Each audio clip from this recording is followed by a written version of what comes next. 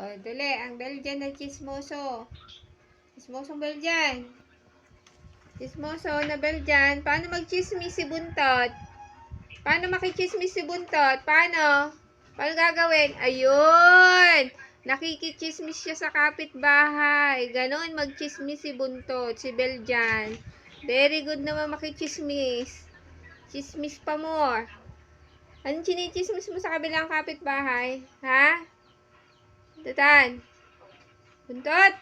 Anong chinichismis mo? Talagang pinakita mo pa kung paano ka nakikipagchismis, ha?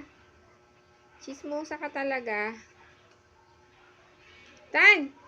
Uy, paano ba makipagchismisan? Paano?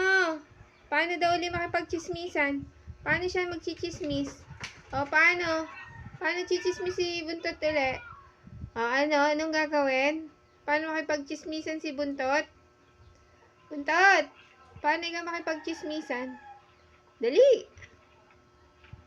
Paano daw ikaw makipagchismisan? Buntot, tapos ka naman makipagchismisan? Buntutan.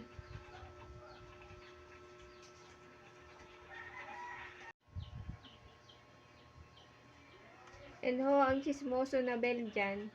Sobrang chismoso.